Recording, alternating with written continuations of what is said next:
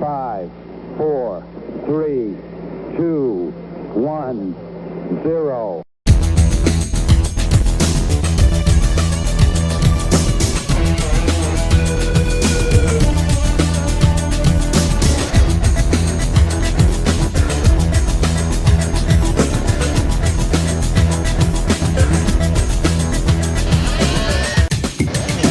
This is the Culture Clash. Liftoff. We have a liftoff. Welcome, everybody, to the latest episode of Culture Clash here on the Fandom Podcast Network. Of course, it is that time. Culture Clash Live is here and now. And if you're watching on our YouTube channel or on Facebook or on Twitter, thank you so much. Hopefully, you'll join in and feel free to join in the chat and leave some comments. I am your host, Kyle. I am here tonight to talk all things Ahsoka because Ahsoka Watch 2023 is still continuing on. We just had our most recent episode, which has broken the internet in some ways, as a lot of people are talking about it because we got a lot of things to discuss. However, first and foremost, Kevin is not here again. He is still off in London. We don't know. He's playing it up. He's partying it. But he has every right to, because today, at least here on this time period where he's at, it's already passed. But, you know, wibbly wobbly, timey-wimey stuff. Happy birthday, Mr. Kevin Reitzel. You are another year older, and you know what? It's so glad to be podcasting with you and everything we've done over these last several years, and just glad to call you a friend. But that also means that if Kevin is not here, then I must bring in a co-host, because I cannot talk about Ahsoka and all the Star Wars greatness by myself. So I think I found a guy. He knows a little thing about Star Wars. He knows a lot about action figures, and he's a great friend of the network. And plus, he just has the voice for whether it's podcasting, YouTube, whatever. He is the man, Mr. Davis Grayson. Hey, Kyle, how you doing tonight? And happy birthday, Kevin. Sorry about it. I missed it. Oh, well, you were all a little busy, of course. And also, the lethal mullet himself, Adam O'Brien, is in the chat joining us. Welcome, Adam. It's always great to have you on and throwing in your thoughts as we do the show. I know it's a really wibbly wobbly, timey-wimey difference because you are in Australia and it's like probably like noon Saturday there or something like that. I get confused. I think it's 16 hours ahead of time. So, Adam, good afternoon or good morning to you, good sir. Yeah, it has been. It's just crazy. It's just crazy. But we have a lot going on with this Culture Clash. But first and foremost, we have Davis on, and we haven't seen you in a while. The last time I saw you, you were getting ready to relocate. You've gone from the humidity Dagobah of Georgia to somewhere up in the Upper East Coast, enjoying a little bit cooler weather, I think, than what you would be normally used to this time of year. That is true. That is true. I am actually no longer a Floridian, and I'm actually a New Yorker. So, hey, I'm in upstate New York now. Yeah. As long as you don't become a Yankees fan, we'll still be friends. You know what? You never have to worry about that. Never have to worry about that at all. So. Now, of course, too, we are covering all things Ahsoka, but just a quick reminder, too, if you need all the Ahsoka coverage, not only do we cover here on Culture Clash, but of course, our good friends over at What a Piece of Junk, Scott, Derek, Nathan, do a phenomenal job of giving their in-depth episodes of Ahsoka, and their most recent episode of What a Piece of Junk, covering episode 5 of Ahsoka, is out also, whether it's in podcast form on the Fandom Podcast Network master feed at fpnet.podbean.com or on the YouTube channel. Go check it out. They do that fantastic job covering Ahsoka as well, because Ahsoka is everywhere right now. Speaking of which, Mr. Grayson, it's been a while since we've got to talk, and I really haven't had that much of a chance to ask you. And you are in a different position where you can talk about Star Wars stuff much more freely than you could in previous iterations. I need your thoughts on episodes 1 through 4 and what you've seen of Ahsoka and what you thought of the ride that Ahsoka has been so far. I am more freely to talk about Star Wars, and Ahsoka, I guess, is the best jumping point because I have absolutely loved it. And I can see, and I've actually heard this off of Rebel Force Radio too. I've listened to them as well.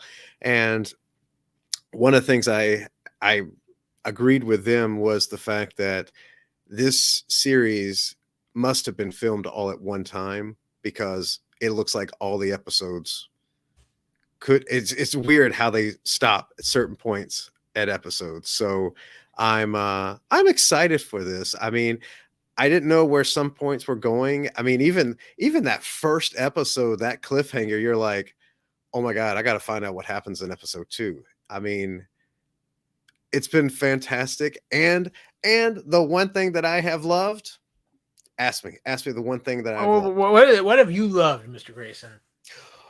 More original trilogy aliens than the sequel trilogy. There, I said it.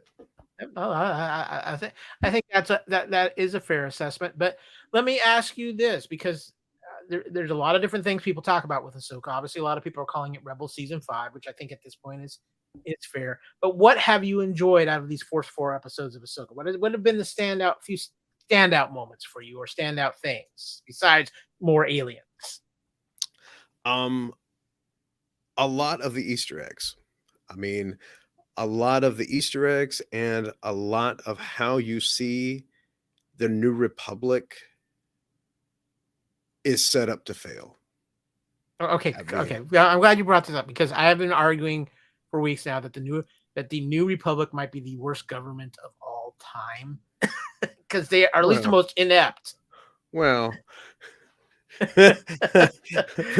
we'll just talk about the New Republic right now. Yeah. So, but if you really think about it, and I noticed that what you see is Mon Mothma along with 4 other senators. And I don't know if anyone else caught this, but the fact that 4 of the 5 were all human, and there was 1 token alien. And I'm like, that's just the Empire. You know, I mean, that's like a mirror image of the Empire. I mean, you would have thought that maybe they would have had, a Mon Cala, or, a Gotal, which they did have one on Lothal, but I mean, have more aliens instead of just all humans together. I know probably the makeup department and everything like that sort and everything, but it just seems like it would showed a more diverse group. And the other thing that I would have loved to have seen is more heroes of the rebellion of taking more of a higher political role, like a la General Eisenhower becomes president, something like that. Or so you bring up a good point, but here's one of the things I think why more heroes of the rebellion aren't politicians is because they were all average Joes. They were all people like Hera, who really she's going to do her own thing. She really doesn't want to be part of the political wheel. And I think for the most part, a lot of the people who were rebels weren't. And then that's why the New Republic is in the way it is, because you've got all these people who really didn't fight in the rebellion, but they're just kind of like, so they don't really understand everything that they fought for. And it's just like, oh, I have a power position now, so I'm riding with it. So they don't have an appreciation for what they have. That's true. And I'm really just sad the fact that the New Republic just seems like it's just the Empire with a changed name. I mean, maybe I'm wrong, and I know I might get flack for this, but it just seems like you have Senator Ziono, which is a good callback to Star Wars Resistance. Mm-hmm. But Hera made a good point. She goes, were you in the war? No. So you just waited to see who was going to win, then step up? Yeah, and I think that's where you have a lot of the power structure in the New Republic, and I think that's where it shows. But no, I was curious to get your take, because there's a lot of things with the first 4 episodes of Ahsoka that have really got me feeling like they're pulling from the original trilogy feel a little bit, and I think there's some intentional homages to that, and I think they've been very, very well done. And obviously, everything, if you watched Rebels, you're a fan. Which brings me to one point, Davis, and this is actually something I'm asking a lot of people. As a Star Wars fan, there are those Star Wars fans who only watch live action stuff. So you do have a fairly large group out there who hasn't watched Rebels. And I know I've had friends who are Star Wars fans, but they didn't watch Rebels. And it's like, do I really need to go back and watch this? I'm confused what's going on. And I know one of the hot topics with Ahsoka is that there's some people who feel like they've made it to where if you haven't watched Rebels, you're going to feel a lot more lost. And I'm just curious to know what your take is on that. Do you feel like if you hadn't watched Rebels, you would feel a little bit more lost to what's going on? I mean, maybe a little bit, but I have noticed that they have added like certain little lines or certain phrases that might help you understand it a little bit better. I mean, some of the great callbacks was on Lothal. I mean, Ryder and even the guy who is now a senator, but was with Ezra in that Imperial training camp or training group. I mean, so yeah, you might. I mean, the only person we haven't seen of the Rebels crew has been Zeb. And we saw him in Mandalorian. Yeah, and I don't know if we'll see him or not. I mean, maybe. Who knows? But I do know that Mando, well, from what I've understood and what I've heard, Mando season 3 and this is running about Concurrent. this concurrent with each other. Yeah, there has been a lot of speculation. I think that's where people are a little bit confused about the timeline. So I'm going to be curious to see how this plays off. But before we get any further, before we dive into episode 5 of Ahsoka Shadow Warrior, guys, I got to tell you, be aware of this. That is right. Spoiler alert. We are going to be diving deep into the next episode of Ahsoka. If for whatever reason you have not had a chance to watch it, I know some of you save it till the weekend, and I get it, but I think you're nuts, but I get it. We're going to be diving deep. Go watch Ahsoka, come back, join us on YouTube, join us on the podcast, and join in and enjoy the ride, because this was an amazing episode of Ahsoka, and I cannot wait to talk about it. So without further ado, let's get started.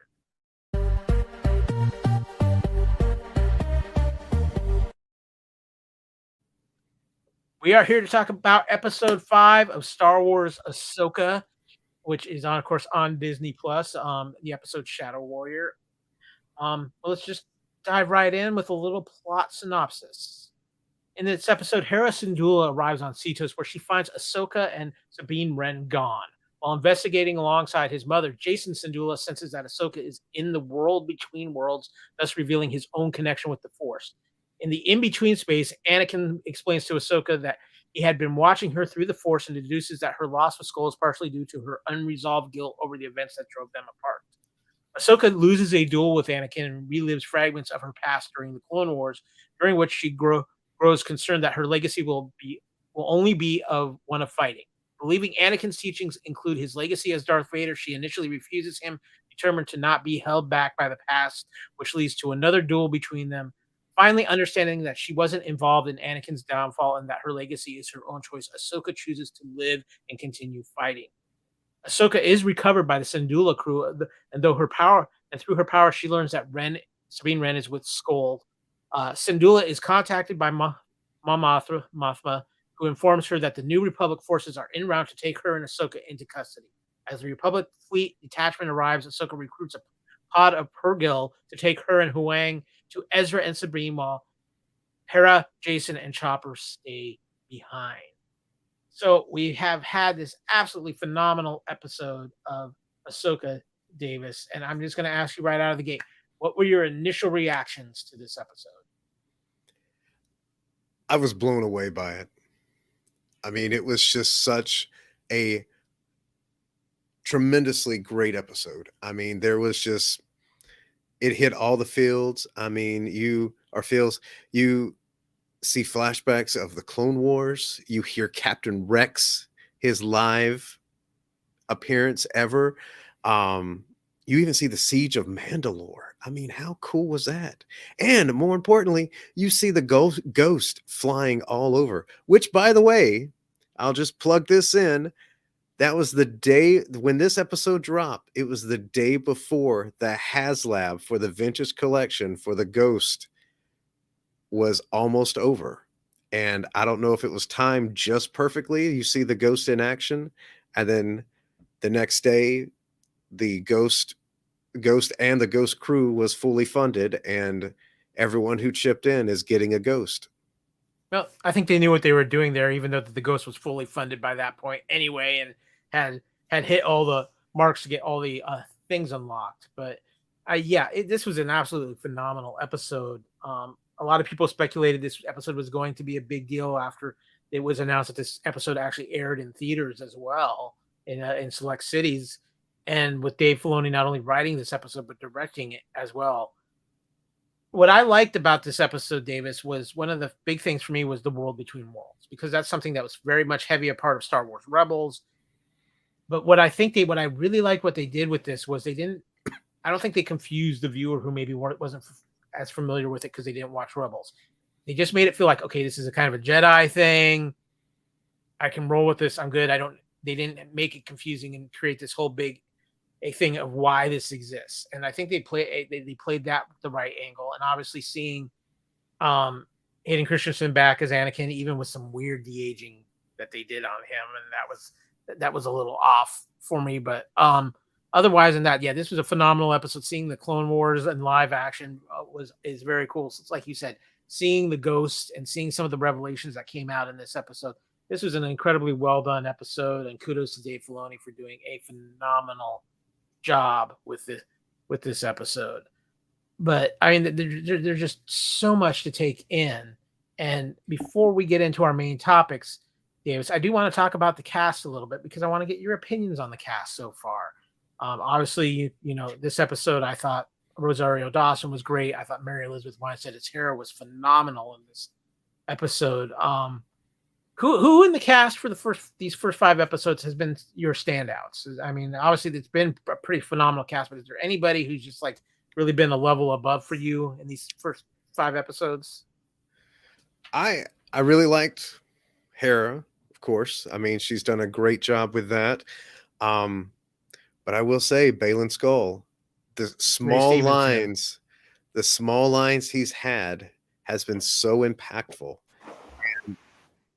It's heartbreaking to know that this is his one and only time with this character, unfortunately, due to his unfortunate passing.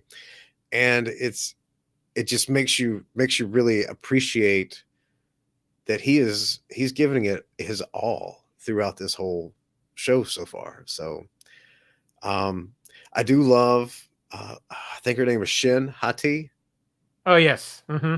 She is a little bit of a smart aleck, especially to Morgan. But, you know, and we all know Ezra is not Merrick. Yes, we know that now. Yeah, I'm actually was glad they addressed that by the 3rd episode. And all right, I'm sorry, episode 4. Another performance that I've got to just bring out is how great was it to hear Tamora Morrison's voice in this episode. Yes, absolutely. Hearing Captain Rex, which, by the way, there was an interview with him at some convention, and he said that he was having to go to Lucasfilm to talk about his character and see an update for his character. And nobody had nobody had a clue as to what he was talking about because they thought he was talking about Boba Fett. Mm-hmm. But apparently it must have been Rex to do some ADR. He got us again. That's all I'm gonna say. But no, the cast has been phenomenal. David Tennant Huang has been great as well. Absolutely. Genevieve O'Reilly doesn't age apparently. So no, and you know the funny thing about with Genevieve O'Reilly, Revenge of the Sith, her big scenes were cut. Yeah. And it's so phenomenal to have her scenes that were cut only for her to reappear in Rogue One, Andor, and Ahsoka. She's become one of the main pieces of Star Wars now. So is she actually Chancellor, or is she just still a senator? At this point, she's Chancellor. She is, okay. She credited in the casting as Chancellor Mon Mothma. Okay, because I wanted to double check. She's a senator in Andor, and you got to remember Andor is even before Rogue One. So right. Yeah, because I remember, because that was the one thing in episode 4 that I loved was the fact that the oversight committee was right there and Mon Mothma and Hera were just talking. And if no one had watched the episode where Mon Mothma escapes on the Ghost, they would probably be curious as to why they have such a interpersonal relationship, and it's a given That's fine. because the Spectre team took care of Mon Mothma. Yeah, exactly. So, but with that, guys, before we get into our main topics of this episode, I have dug through some Jedi holocrons, and I have a little Star Wars trivia for everybody.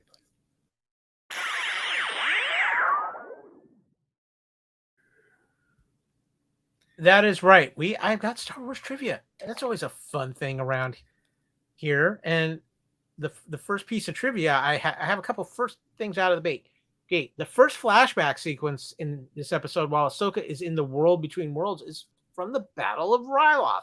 This is heavily implied due to her mentioning to Anakin that it was one of their first missions together, and they were also Twi'lek soldiers seen in the background. Another reason is that after young Ahsoka holds an injured clone trooper's hand, she tells Anakin that her squadron of clones died because she disobeyed orders. This was an incident that occurred in season 1, episode of 19 of Clone Wars, Storm over Ryloth.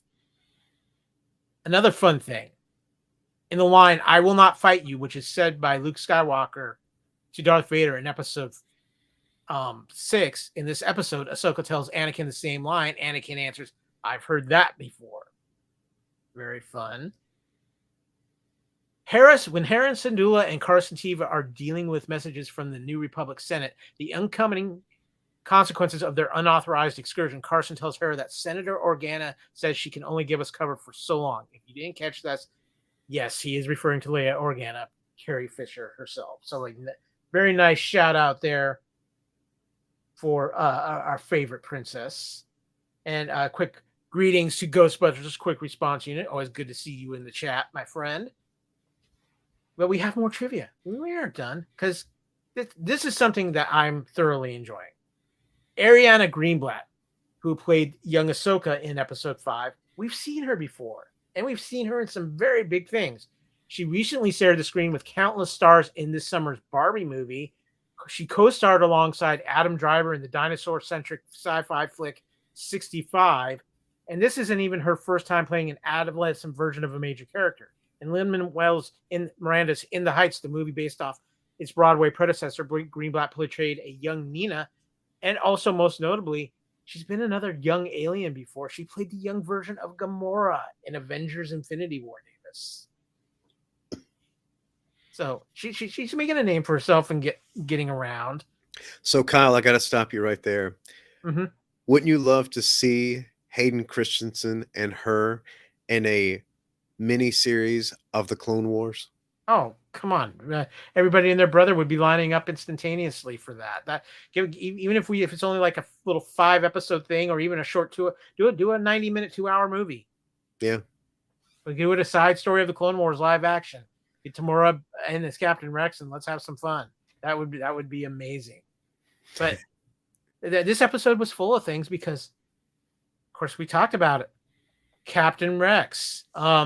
Through the Clone Wars and Star Wars Rebels, one of our most famous clone soldiers was Captain Rex, formerly known simply as CT-7567. In one of this episode's flashbacks, after young Ahsoka slays a couple of Maul's aforementioned Mandalorian super commandos, Rex makes a brief appearance commending Ahsoka before running back into battle. He fittingly is voiced by, of course, Tamora Morrison, returning to Star Wars after the prequel films, The Mandalorian, and, of course, the Book of Boba Fett. Like you said, Davis, he fooled us all. He got us again. But we were talking about it. The Mandalore. Between the Mandalorian and Ahsoka, the fall of Mandalore, the wider backstories of the Mandalorians has slowly been filled in bit by bit. And this episode of Ahsoka introduces another key component of that story to live-action Star Wars.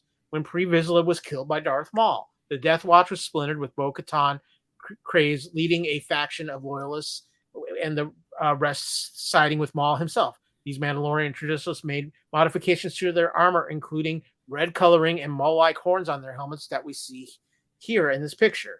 Or if you're watching on the YouTube channel, the image is up on your screen.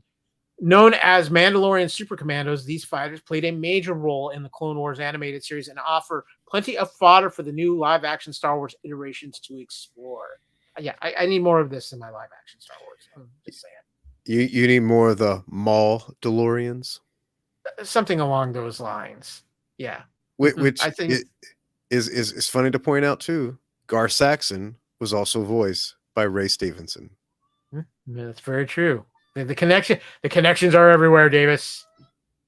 Finally, when Ahsoka exits the world between worlds and returns to life, she briefly recovers and is next seen in a new set of clothes adorned in mostly white pieces. This look is reminiscent of the one she wore in the post-credits scene of Star Wars Rebels in the Rebels finale, a Gandalf-like rebirth as she awakens more steadfast in the light side of the Force.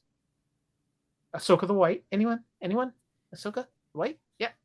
Uh, that is my thinking too. So a lot of interesting trivia and Easter eggs. This episode was loaded with them. But let's get into some of our main topics for this week's episode of Ahsoka. Of course, we can see here's a little bit of the Clone Wars flashback, which leads us into my first topic, Davis. To the Clone Wars we shall return, as a little green Jedi might say. Davis, this episode was loaded with anybody who was a Clone Wars fan losing their minds over what we were going to be seeing in Clone Wars. We see it here with Ahsoka from holding a young Ahsoka holding a clone's hand. More young Ahsoka. This great shot between Rex and Ahsoka later on. Davis, I got to ask you, were you happy to see this live action kind of flashback to some of this Clone Wars history? Absolutely. Mainly because if you remember, Hayden Christensen did say in an interview that he actually went back and watched Clone Wars and Rebels. And people would like, why are you watching Clone Wars? What's going on? And as you can see, it looks like he watched Matt Lanter with the voice and his actions and everything and brought a little bit of his own demeanor to that. And there you go. I mean, you could see both Matt Lanter and Hayden Christensen in there, and it was just awesome to see that reaction, to see the reaction, their interactions, and even at the points when they went back to where they were on the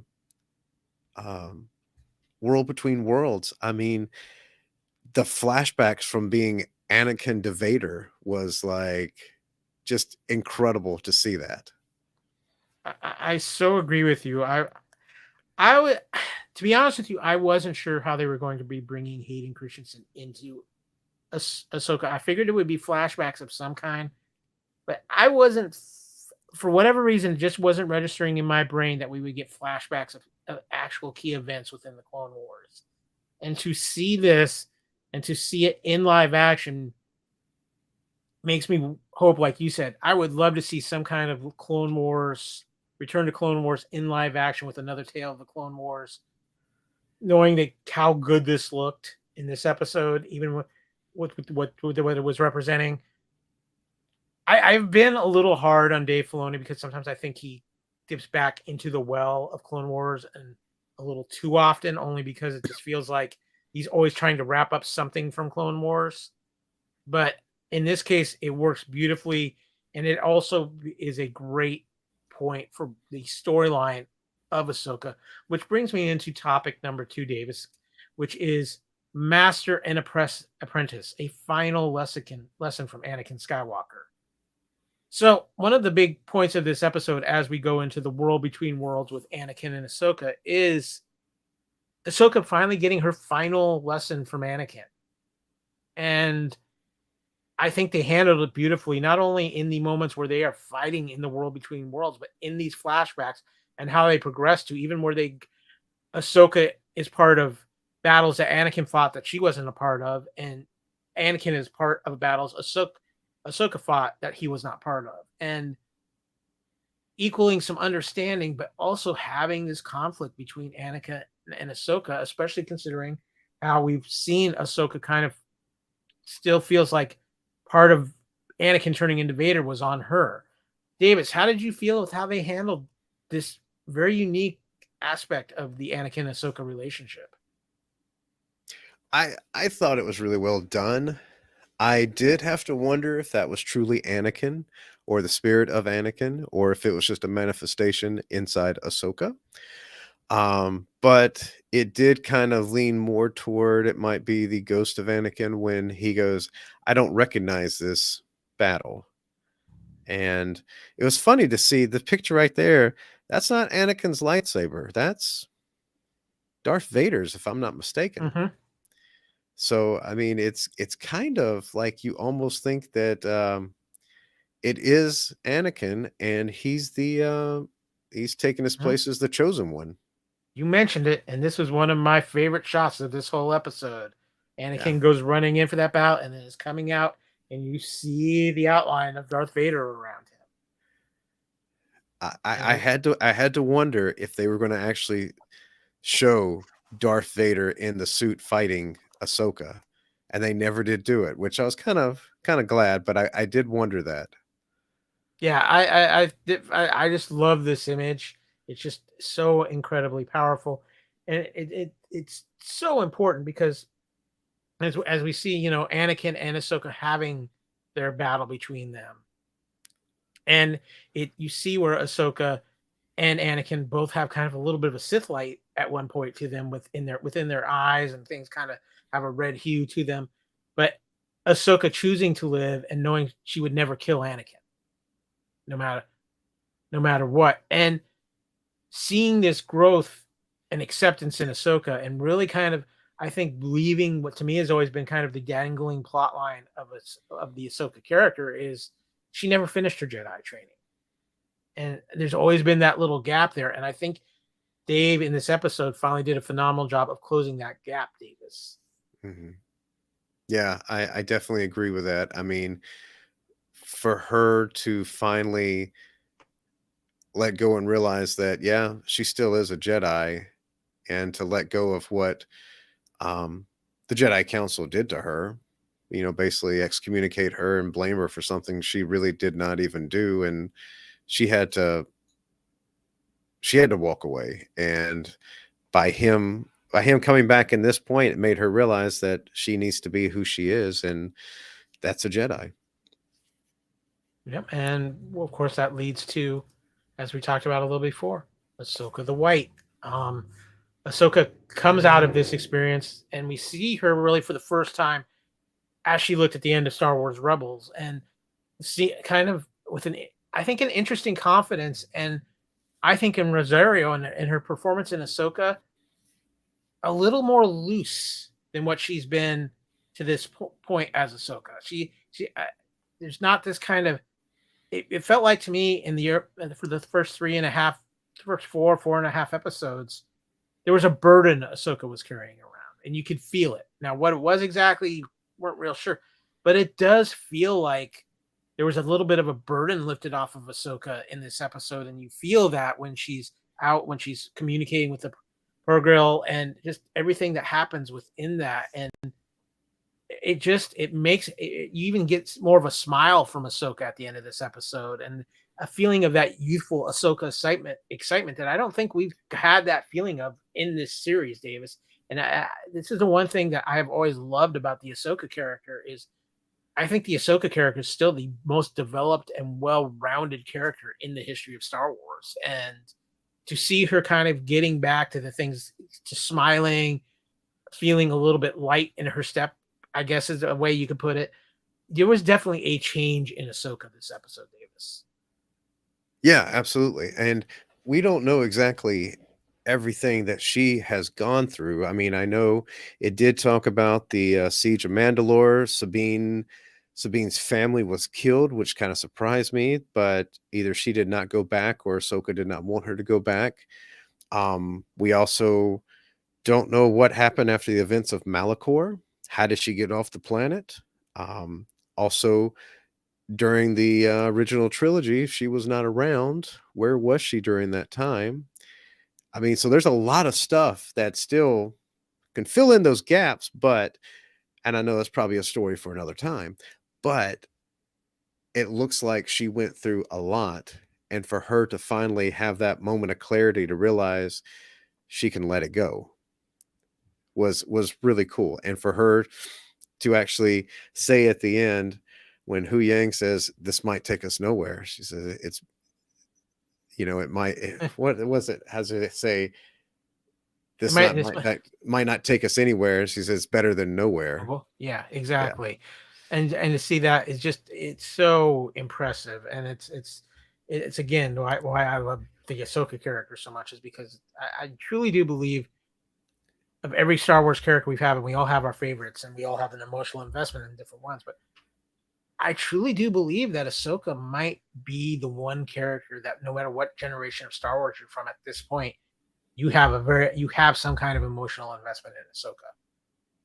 And I think that's a very big thing, because there's a lot of people who don't have that emotional investment in a Han Solo or Luke Skywalker, like because of generations. But Ahsoka is almost, outside of the fact she wasn't around when the original trilogy came out, or even the and kind of was not there initially when the prequel trilogy started, but became part of that thanks to Clone Wars. Ahsoka has been around through almost every iteration of Star Wars in one way or another. Exactly. And she's that one type of person that we can thank Ashley Eckstein for that, because, when Ahsoka was first introduced, a lot of Oh, well, people who probably loved Ahsoka probably did not like her during that time. Let's put it this way. It was probably good that the internet didn't exist in the form it does now when Ahsoka first was introduced. Oh, but I will say, yeah, the internet is a double-edged sword, everyone FYI. But I will say, I mean, many thanks to Ashley Eckstein for taking that role and being as she says, the Ahsoka in real life. I mean, she is a wonderful person. I've met her before, and she's just the type of person that you just want to talk to. I mean, I joked with her when I first met her, because I was working for Disney at the time, and I looked at her and I said, "Hey, anyone ever told you sound like Ahsoka?" And she just cracked up laughing at me, and we actually got a good chuckle with that. But I just thought it was just a good experience. Like, I'm nobody, but I felt like I could just talk to her as we were best friends. And she has that type of personality, and I think she's a wonderful person for being able to adapt that, but also be that Ahsoka. And then Rosario Dawson has come in and just been phenomenal. I really have enjoyed her, seeing her in action and everything, and it makes me wonder how this series is going to wrap up, or this season at least is wrap up, because we all know there's a movie being directed by Dave Filoni coming out in a few years, hopefully. And I think that's when we will see Thrawn. I think that is when we are going to see a major battle. We'll see Thrawn before Ahsoka's over. We already know this. It's been in the trailers. No. I mean like Thrawn in action. Oh, Thrawn in action. Okay. Yeah. Yep. No, I see where you're going there. But yeah, I just want to shout out, and I've said this before on this show, Ashley Eckstein, to me, as Ahsoka, and what she has done for the Star Wars and as a spokesman for Star Wars, is probably put her, in my opinion, to one of the 4 or 5 greatest advocates for Star Wars in the history of Star Wars. She is one of the heart pieces of Star Wars. And what I love so much is that when Rosario was cast in this role, the respect she showed towards the character and towards Ashley, and the friendship that they have bonded over sharing this character is absolutely amazing to see. And the mutual respect they have for each other is wonderful. Because I know that fandom was split for a while because of that, because they so wanted Ashley to be live action Ahsoka, and there was reasons why she couldn't be live action Ahsoka, but she's still a part of this, and still just as much of the heart of the character now in live action as she was when it was animated. So I love that for that aspect too. But I have another topic, Mr. Grayson, because this is one I think is going to be warming to a lot of Rebels fans' hearts, because we have got, of course, Jason Syndulla, and I love this. I just love this shot. This shot was great. But Jason Syndulla, there's a little more, as a Transformers fan, we would say there's a little more than meets the eye to this young man. I love what they're doing with this character since they introduced him in this show, Davis, and I am so fascinated to see where this character is going for, because this is a character I think Dave Filoni and the people involved with this show and other future Star Wars projects have some very big plans for young Jason Syndulla. I completely agree. And how the actor has done such a great job just engaging with everyone. And even him and Chopper has been an awesome little duo to actually see. But it's funny that you should say about Jason right here. He hears the waves and he hears the lightsaber battle. But, because he even says, Mom, listen, and she tries to listen, which, you have to wonder, did Hera actually hear the lightsabers, or was it just, she was just, entertaining him? But he hears what's going on, because he even asks Ahsoka later, hey, who are you fighting? Who are you in a Yeah, battle with? yeah. Well, and that was the other thing that I loved in this episode, because this was the other name drop that I was so happy to hear. Kanan Jarrus. Yep. I love the fact that they bring up, well, his father was a Jedi in Kanan Jarrus, and it was great to hear that recognition. Obviously, we're not gonna. I highly doubt we'll ever see Kanan in live action. I would be very shocked, but just to even get him a proper mention in this episode, especially with Hera and Chopper being such a big part of this episode, the Ghost being back, it just felt right, and I was so glad to have that name drop, Davis. Absolutely. And you know what? That right there is one of the best ways in storytelling. Have a line just like that to say, oh, his father was Kanan Jarrus. And you would have fans who would go, huh, who's Kanan Jarrus? I need to go back and watch Rebels. When you asked me earlier about, do I need to watch Rebels before we watch Ahsoka? I would just say no, because you start learning more about these people and you go, wait, I want to go back now and watch it all and find out who is this Ezra Bridger? Who is, what's the deal with Chopper? Why is he acting the way he does? And Ghostbusters' quick response did say, I wish he looked a little bit more Twi'lek. I think because Kanan had the dominant gene, and I think that's why he doesn't look like that. I think The power of the midichlorians. that it could have been that. I'm not totally for sure for that, but that's just going to take a stab at. But you do see Kanan Jarrus in the live action Ahsoka show. Yep. And so, oh yes, the little picture. Yes. The little picture. You They're can't very forget hard that. to notice. Very, but still. But I That have was one more a nice homage right there. Yeah. I have one more final topic, because I think this is important with this episode, because with this episode, I think a lot of people were expecting we were finally going to get our eyes at least on one of these two characters, Thrawn or Ezra, in live action, and we didn't get it. Davis, here's the question. We are 5 episodes into an 8-episode series, and we have not seen two of the major players that were supposed to be a key part of this series as of yet. Should we have seen them in episode 5, even if it was just a quick flash where we see maybe the arrival of Balin and Elsbeth to wherever that galaxy was, and you see just even a back headshot of Thrawn and Ezra in some aspect, or at least Thrawn? Should we have seen them in episode 5? And are you at the point where it's time we need to see them by the end of episode 6, or we're really wasting an aspect of this series? What are your thoughts? I don't think we're wasting it. I mean, we've already seen from the trailer that we are going to see Thrawn. Ezra, I don't know about, because look back, last episode of Rebels, spoiler alert for anyone, the Chimera goes into hyperspace with a Purgle. A couple of things for everyone to remember. Ezra was by himself. He was shot. Thrawn was wrapped up around with the Purgles.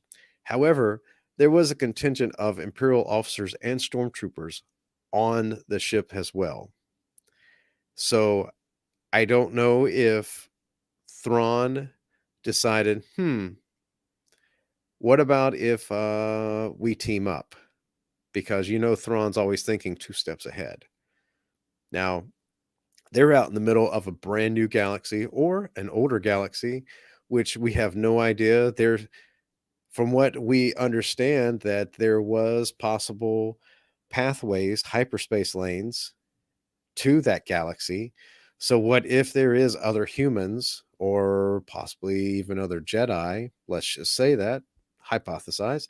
What if there's other people out there, or that might not know them, but know that there is hyperspace lanes through the galaxies and travel through there? But at that same time, I am like Ghostbusters just said a few minutes ago, I'm okay waiting to the last episode because I think there is still more left to the story, and I don't know if we might find Ezra, in the enemy of my enemy is my friend team up with Thrawn, or will we just have, you know, Thrawn in chains, or are we going to see a brand new alien threat, which, Dave Filoni did mention that in a Clone Wars cartoon that he wanted to bring a certain alien threat in one time, if you remember. Hmm. Well, I think for me, I hope we get them before the last episode, even if it's not till the end of episode 6 or episode 7. But give us a little bit of a taste. Don't give us at the last. We don't see them to the end of the final episode. That would be a little disappointing to me. I need give us at least a sample of what we're going to get with these live action versions of these characters. There are questions I have. They're in a whole nother galaxy. Does the Force even work in a different galaxy? There's a question for you. So how could that, if that's the case, how does that affect Ezra especially? So I think I might have a answer to that. And if you go back, look at Rebels, what was on the Chimera during that last episode? oh, it's been a while, so give me a refresher. Okay. The remnants of the Jedi Temple on Lothal, which was also the entryway to the world between worlds. So there is that possibility, whatever is happening right there, some type of contact. I still think we might see the Yuzan Vong eventually. I think we might see him. I think there's a lot of questions, and I think I went into this series not expecting to have all my questions answered because I know that there's a bigger plan about this. But I hope we need a little more. There's been too much of a focus for us not to get something out of this. So I'm curious to see what they'll do with these last few episodes with that. But I am excited. It's been a fun ride. I can't believe we're already 5 episodes in, and it feels like it. I'm going to say this too, Davis. I think it's the first Star Wars show for me since maybe the first season of Mandalorian where I'm legitimately excited and want next week's episode now. I mean, as much as I loved Andor and I thought Andor was good, I felt like I kind of needed that break because Andor was so heavy. I needed that break to process everything I had seen. And don't get me wrong, and I love that for that. But with this, I'm like, no, I need that next episode now. Give it to me. And I haven't really felt that way since the first season of Mandalorian. I agree. I mean, the first 2 seasons of Mandalorian, absolutely loved. I enjoyed a little bit of Boba Fett. Don't get me wrong. There was a couple episodes I didn't like, but as Star Wars fans, we're not going to all like everything of Star Wars. Let's just go ahead and get that off the table. But there are some aspects, man, Andor, I absolutely loved it too. But I also love Bad Batch as well. I mean, let's not forget that because they brought in some pretty nice little Easter eggs as well. So, and there's only 1 season left of them. So for them to wrap up and to have that type of all the connections in place, it sounds really exciting. Now, my question to you, and don't answer it just yet. Think about this. In episode 8, I know you might not remember it, but Luke did say at one time that there was peace achieved with the New Republic. So there was a time of peace, and it's after all of this that takes place. Yeah, and I'm thinking it's probably a pretty short time when you really consider it. Maybe just a few years even. I'm thinking between 5 and 10 years. Yeah, before the New Order comes in and does their thing.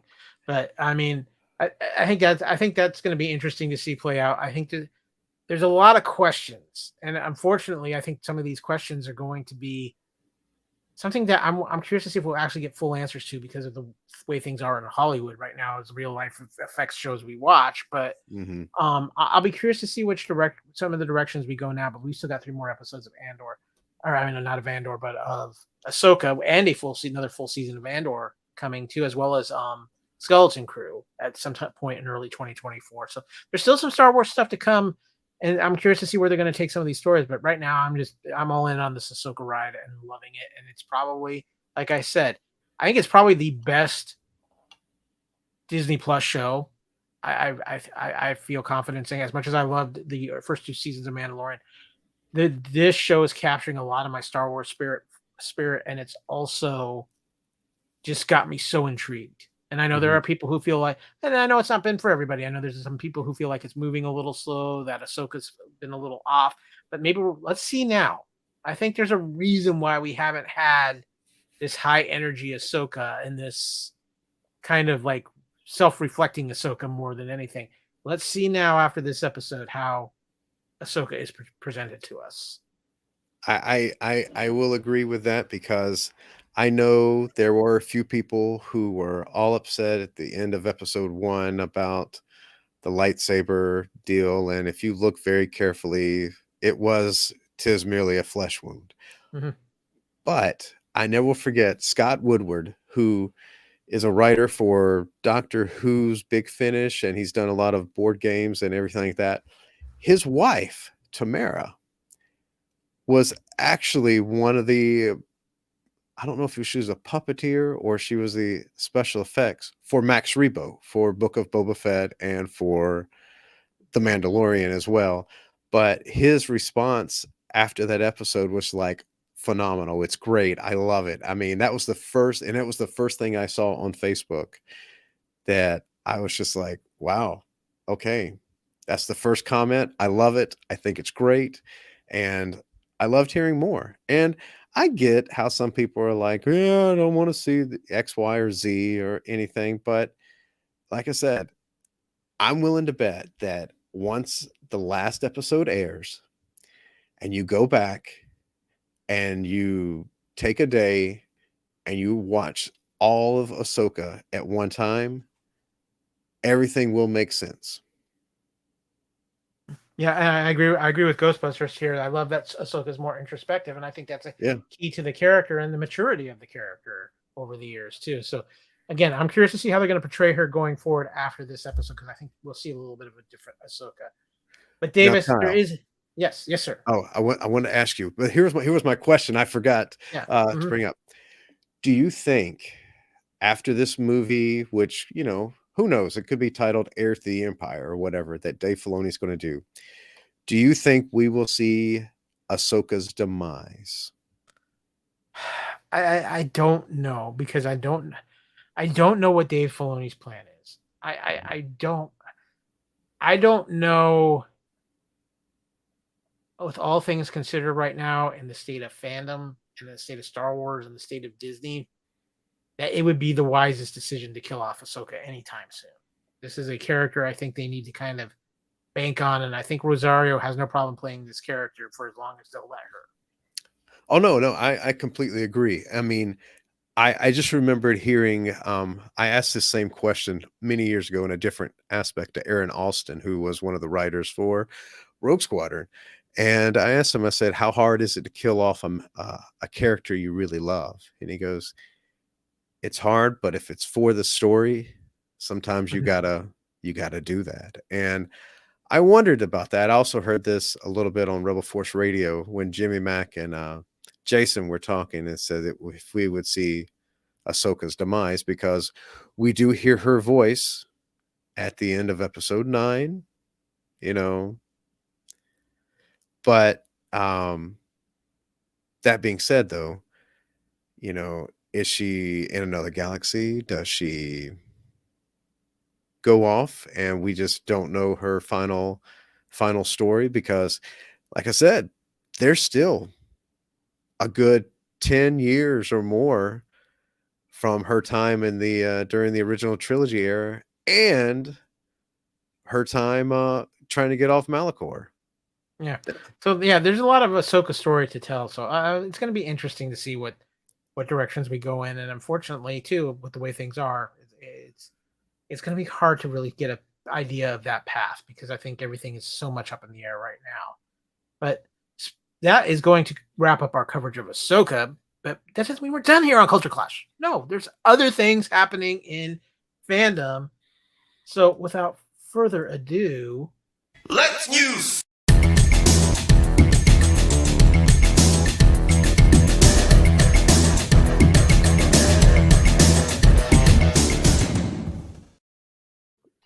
okay, so let's be honest here.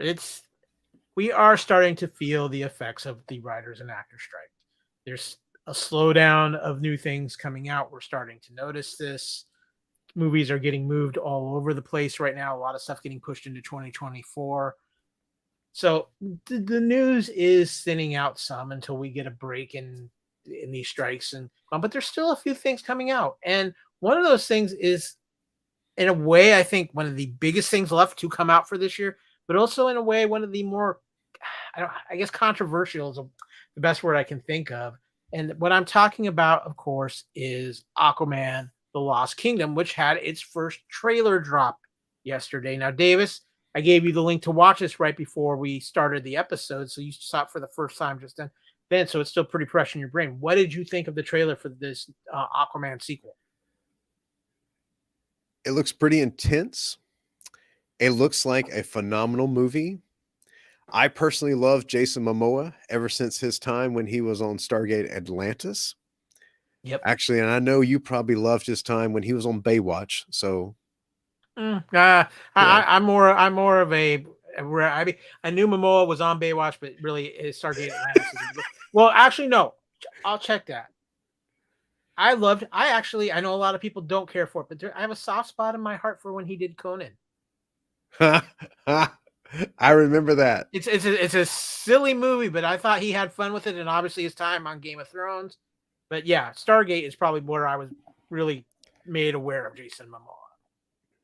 Absolutely, absolutely. And for him to actually, be Aquaman, and this is probably his last performance, I'm pretty sure he gave it his all, just because of how the DC universe is revamping or whatnot. And I gotta tell you though, I have been having a little superhero fatigue with a lot of this, and I have been delayed on watching it. So having this strike come out, it's kind of been good. So I've been able to slowly catch up. Like I told you, I finally caught up and finished Strange New Worlds, which, I can enjoy it.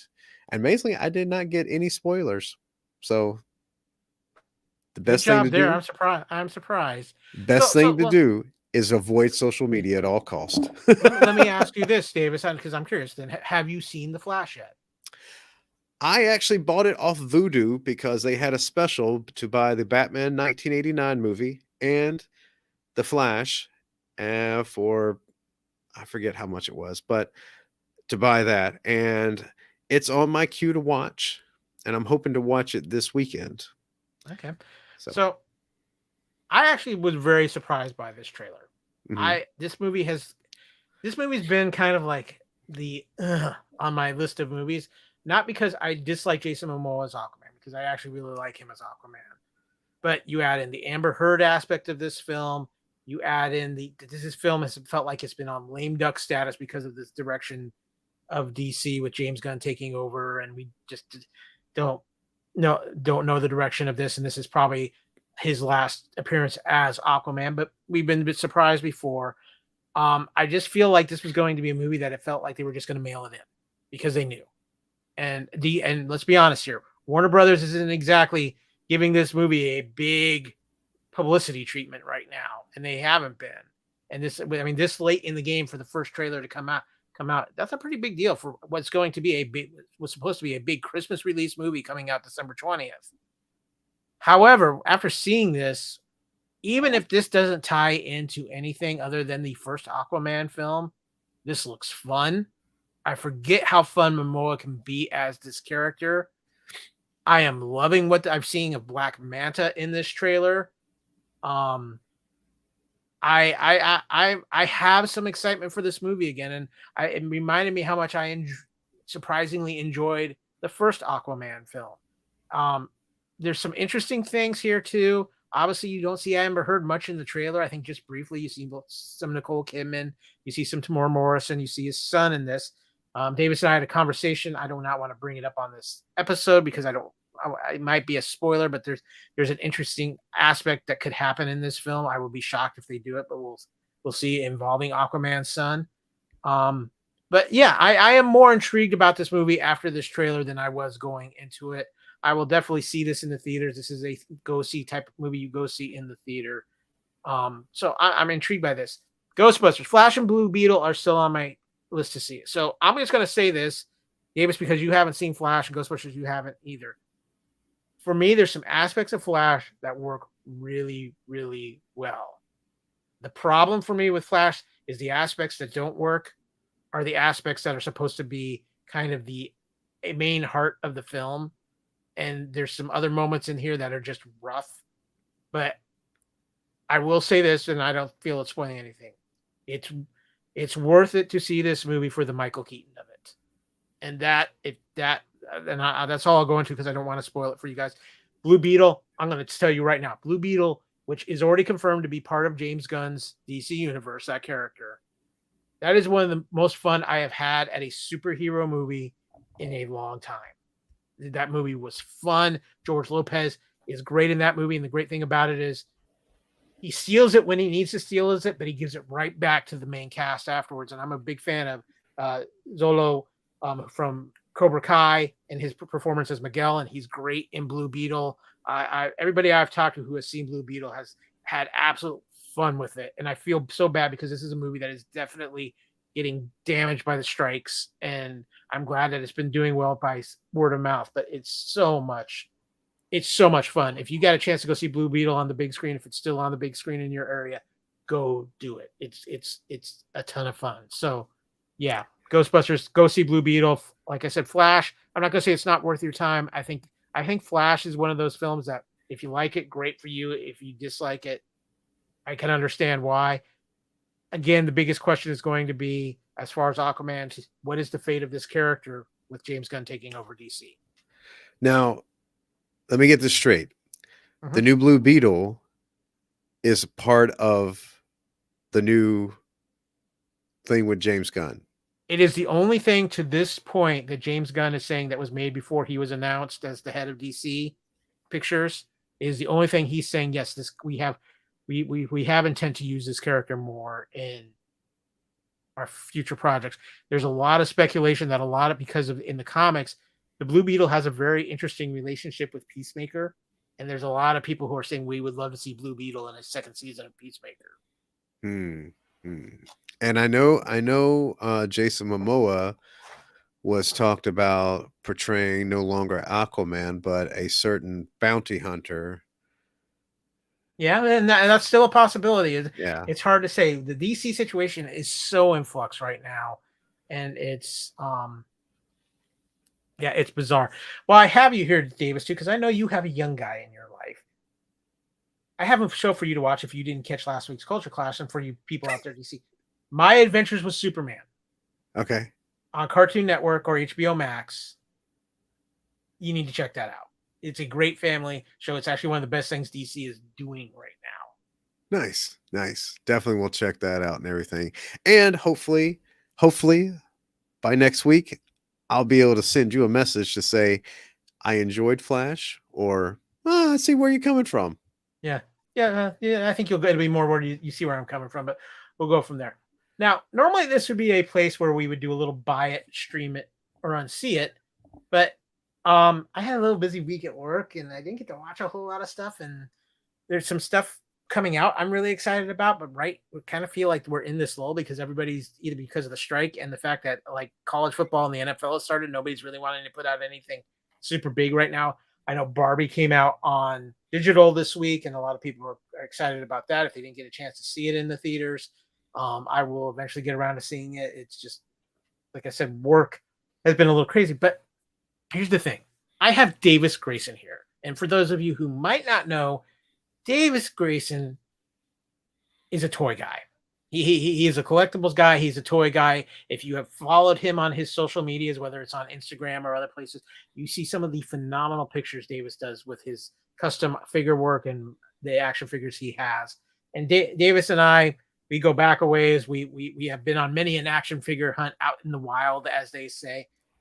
Davis, what I want to ask you right now, since we don't really have anything to buy it, stream it, or see it, but I'm going to say this: do we collect it? Do we wait for clearance, or do we leave it on the shelf? I want to talk about what are the toy franchises right now that seem to be kind of dominating the collector field. And if anybody knows, you do, my friend. And now, obviously, Hasbro has a huge corner on the market right now because of all the licenses they have. So let's kind of start there, because I know there's a lot of mixed feelings towards Hasbro right now and some of the things they're doing, but they are actually putting out some pretty interesting product right now too. Absolutely. And I can honestly say, as a stockholder of Hasbro, I'm glad they're doing some of this stuff, because this past HasLab, which was the Ghost, yes, it was not original trilogy, but it was the vintage collection.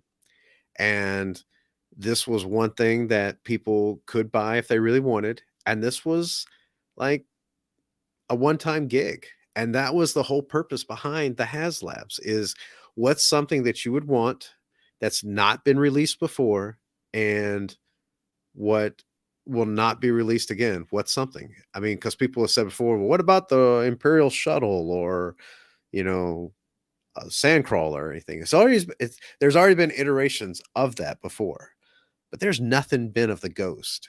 And I don't know if you had the chance to look at it at San Diego Comic-Con.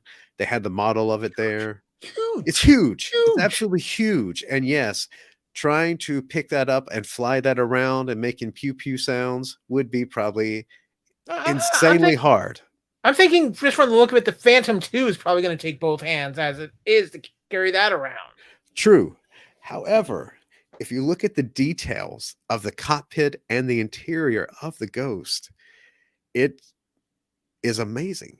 I mean, they really outdid themselves. And one of the designers even said, sound, people like that every now and then, whatnot, but they took out the option for sound and went for the design. They went for to make it look as great as possible. So if I had the choice of buy it, wait till after it's done and maybe buy it a year later, or not do it, I bought one, because it was worth it. And they did manage to unlock all the extras as well, which is great. But Davis, speaking of the Ghost, you have a little something to show off. Yeah, I do. Yeah, I do. Let the people here that are on our YouTube channel, let's show off a little. Show them what you showed me before we went live tonight. Yes. And so I'll preface this by saying I'm not normally a collector of this line. And I don't fault anyone for whatever they want to collect, because some people can only afford X, some people only afford this, and other people want X, Y, and Z, and that is great if you've got the room for it. Don't just have it in a box, tucked away, display your stuff, because that's the way it's supposed to be, or play with it, or take action figure photos of it and everything.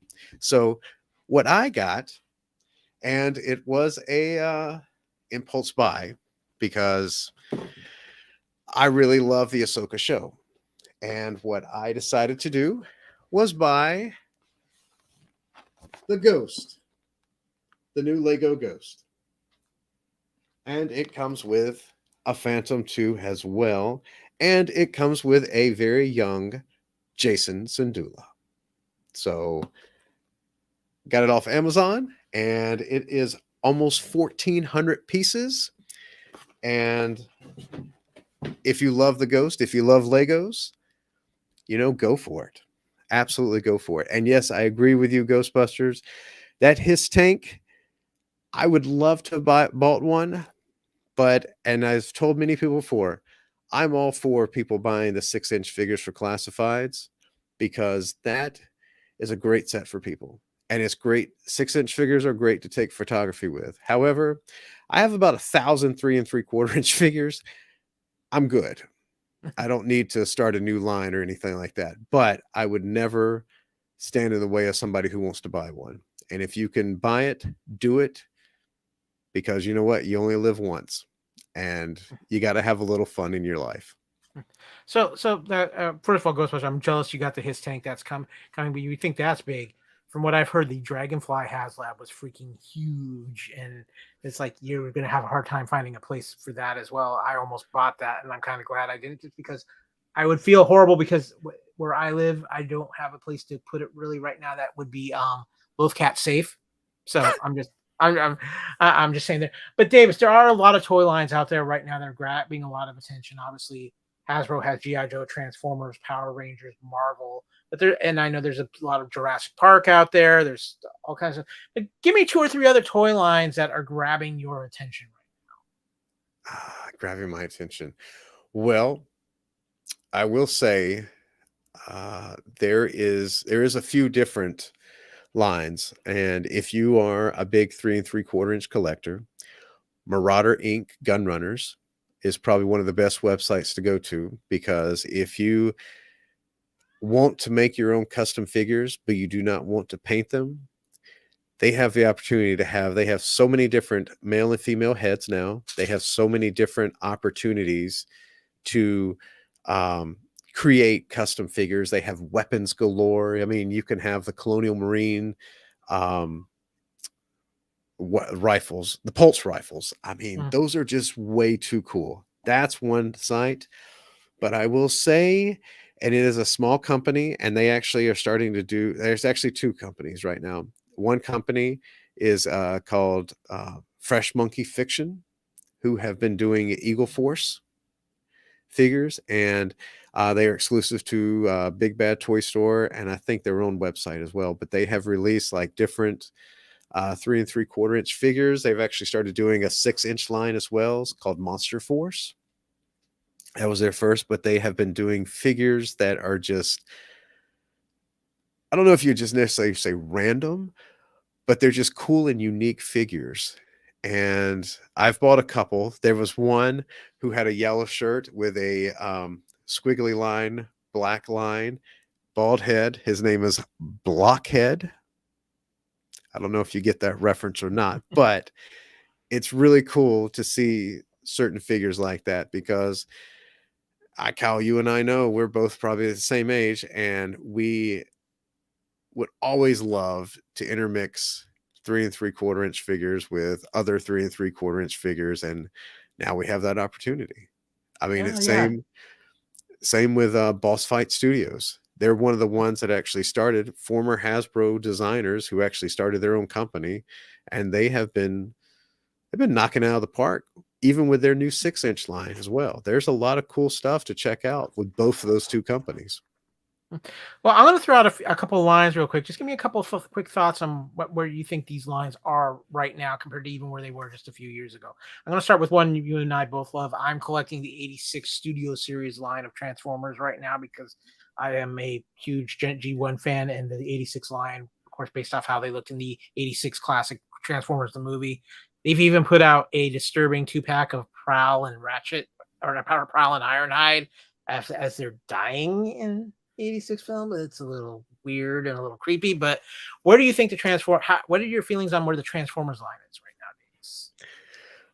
I think it's still going strong. I mean, I personally, I watched Rise of the Beast. I loved it. I thought it was a really good movie. I really enjoyed it. It brought back nostalgia for me. I mean, whenever I go and watch a movie like that, I'm not going in with any preconceptions or anything like that. I just want to go in and then just enjoy the movie. And one thing that I noticed, as opposed to the Bay movies, as opposed to this one and the Bumblebee movie, is that whenever you see Optimus talking to a human, they pan back and forth like it's a phone call. Mm-hmm. However, in the Bumblebee and in Rise of the Beast, you see the human and you see the Autobot, and you see the scale of one another talking to each other. I mean, they expand the view and you see them perfectly. So I think that's really cool. I agree with you with the 86 line. I think they have done quite a bit of those figures, and I don't know how many more characters are left to be able to do. They got quite a few actually if they really wanted to dive deep. I mean, I know I still would love to see um, some of the other Autobots that weren't done. I mean, the ideas they've been doing with the Junkyons has been really Mm, cool. I mean, they're coming out with a trash truck. I mean, yeah. that's pretty cool. But I will say, Hasbro always throws in an Easter egg whenever they release a Titan. The first one, was of course Metroplex, and they moved on to now, which is the newest one is Nemesis. the Nemesis. However, have you ever looked on the front of that packaging? No, I have not. There's another ship up there. You know What's the what other that ship? ship is? Uh, is it the Lost Light? The Quintesson ship. Ah, yeah, So yeah. thinking about that, how it's actually in that I- corkscrew, Yeah, how would they transform that? I just I want to know. see them The thought transform process. that. Yeah, that would be interesting. There is a great Jazz from that '86 line, Ghostbusters. It's one of my favorite figures in that line. I'm really liking what they're done with the Transformers, especially the '86 line. I find it interesting now with the Legacy line that they have.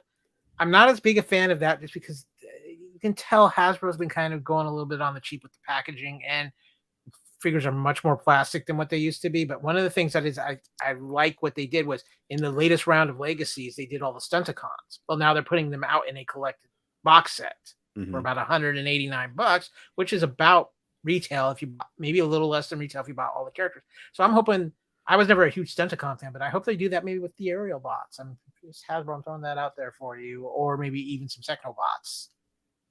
Technobots would be the best one. I mean, Yeah, because they did not get the love from the last time they released a whole bunch of combiners. So the Technobots, I would love to have that. Now, I will say, and I'm very happy that Hasbro released the Bumblebee Buzzworthy, which I love this line.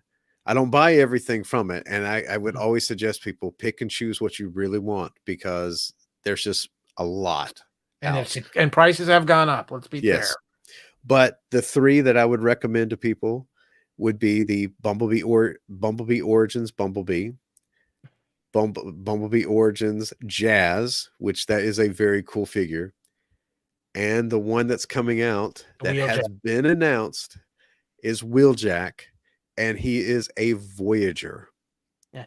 For those of you who may not know, the reason why they're called the Origins is because they transform into their Cybertronian look that use and Jazz, Wheeljack, and Bumblebee. We all saw their Cybertronian look in the first episode of Transformers G1. So yeah, that is why we are seeing that there. Davis, I'm going to just ask you before we wrap up this part of the show and close things out here. Is there any other toy line that maybe, not GI Joe or Transformers or even Marvel and Star Wars, which and all those things have some great stuff out. Hasbro just put out a Spider-Man and His Amazing Friends 3-pack that I'm seriously debating on because I love that show so much growing up. But is outside of the Hasbro realm, or maybe we've got Power Rangers and a few. Is there another toy line right now that's really on your radar that you're kind of keeping your eyes open for? Um, hmm.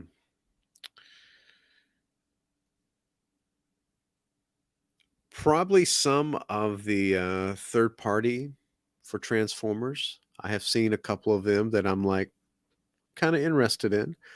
Uh, but I will say there is a line, it's called Joy Toy. It's a 1/18 scale. And if you have the opportunity to do this, do it. If you love dioramas, do it. Uh, they actually have, especially you can buy them off Amazon. They have different bases, modular bases that you can actually build together. And they're about 35, $40 a pop. They used to be much more expensive than that, so they've gone down in price. But you have the opportunity to build and merge together and make a giant diorama. Whereas if you might not have any skills to do that, or painting skills, woodworking skills, or anything, they have really strong plastic, and it's a wonderful opportunity to take photos and everything.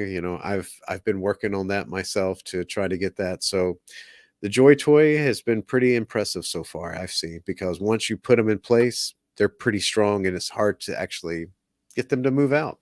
Hmm. What about you? Have you seen any toy line that you're like, oh, There, I must have this one?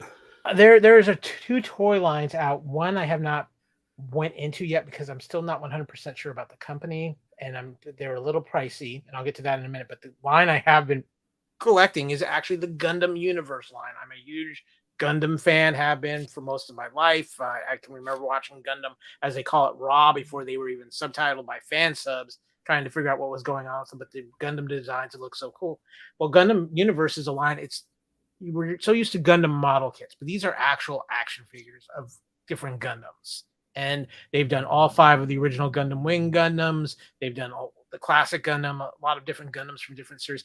And these are well built figures, and they're very movable. They a lot of articulation to them, and very well done. And I'm a really big fan of this line. You can find them usually in Target, sometimes Walmart in their like pop culture section, and of course, Big Bad Toy Stores and Amazon are another good place to find that. But the other one is on online company, and I know you're familiar with this particular company, Davis. It's Toy Ramen. Ramen. Yeah. And of course, one of my biggest things growing up is I was a huge Mask fan. And they've just recently, obviously, they don't have the actual licenses, but they have the Makema, and they've got the Camaro, the Thunderhawk Camaro. Now, this, I feel for them because they've had to go through a lot of rights issues. They put this out once, they had to stop making it because they were putting the stickers on the car, and they had to do that. Then they had to stop making it again and change the mold. So the inside was brown instead of black because it was too close to the original toy. But their next one in that line is something I am very intrigued by because it is the Mask vehicle we never got that everybody wanted, and that is, of course, the Shark. Now they're calling it something else because of rights issues and stuff like that. But they are working on this, and I am very, very curious to see how this comes out because this is again the Mask vehicle we never got, and it looks really good. Plus, they've done some other interesting things. They've done some remakes of the Centurion line, of course, under a different name. Also, they are currently working on Brave Star figures, or as they call them, the Marshall. But and they look really sharp too. Yes, and I have seen that. And you know what the really odd thing about it is? Hasbro has that license for Mask. Well, they have it for Brave Star too. And they're just not doing anything with it. And you can tell, I mean, it's funny to go back to the third-party Transformers. At one point, you would see like the aerial bots come out. You would see X, Y, and Z Devastator. You would see this. And then shortly after, you would see Hasbro release their version of the aerial bots, Devastator, yada, yada, yada. And I'm just really surprised that Hasbro has not taken upon themselves to say, let's try to revamp and do, even if they kept it in that same scale, because it would be in scale with the Autobots. Yeah, Mask is that because of the weird scale of it. I mean, even if they just upped it to 3 3/4, I would be thrilled by that. And maybe they didn't do all the vehicles, but I'd love to see some of those classic Mask vehicles redone with some modern technology and some modern work. So Hasbro, people have been throwing this out. I know there's been even talk of a Mask movie with some of the people behind the Fast and Furious films, but who knows? But those are the things that I'm kind of keeping an eye on for. And I have one more. I have one more toy group to tell you about because you just brought up when you mentioned Marshall Brave Star. It was a Kickstarter a few years ago, and they're now a company. It's called Dime Novel Legends. And they were at a convention, I don't know, somewhere. They're based out in Texas, so it was somewhere around there, maybe, yeah. But since they focus mainly on Western, they actually have coming out, and from what I understand, they're doing more of this line, but he is going to be the first one to come out. I'll give you his name and I'll let you see if you can figure out what this line is from. Marshall Sundown. Is it Galaxy Rangers? No. It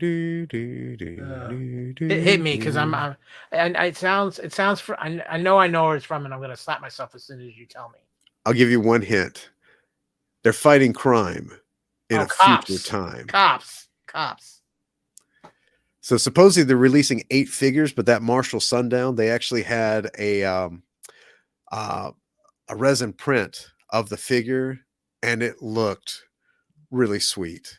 really, really sweet. I was like thinking that's going to be a figure to watch later on, even though I might not have anything to do with it. But I remember Cops, and that there is even a connection with G.I. Joe with one of the figures. Mm. One other thing, one line I would love to see get a modern remake. I would love to see them do a remake of the Wheeled Warriors. See, I don't remember, hardly remember that one. Oh, the vehicles for that were so cool. They Was were that where so they were cool. interchanging and you could make different vehicles? Yeah, they had parts that you could interchange with them. Obviously, it was based. Actually, it's a kind of a weird history with that one. But they had the cartoon Jason the Wheeled Warriors. Yeah, that's it. I remember that one. But the vehicle designs were so cool and so unique, and I'd love to see those come back as well. But that's going to wrap up. Now we know what Davis has in his toy box and wants in his toy box. So, and I'm sure that will change as we go along. But I want to thank everybody out there who's joined us for this latest episode of Culture Clash Live. Again, happy birthday, Mr. Reitzel. Hopefully, Yes. you got some toys that you wanted, but I know you got your big thing because I know you're over in London right now with your lovely wife, lovely Erin Gill, the first lady of the Fandom Podcast Networks, and the fact that you two are together for your birthday I know is probably more of a gift than anything you could have asked for. So I'm happy for you. We love you, man. We can't wait back and you can get put back to work here on the network. But until then, enjoy London, enjoy Europe, and enjoy your birthday. Davis, thank you so much for taking the time out to join me to talk all things Ahsoka and some toy talk as well. That's always fun with you. It's been a pleasure, my friend. Oh, it's always been a pleasure to chat with you about action figures and even Ahsoka. It's been a great ride so far. And like I said, I'm really excited to see how this is going to end up, because I have this feeling we're not going to get a resolution like we hope by episode 8.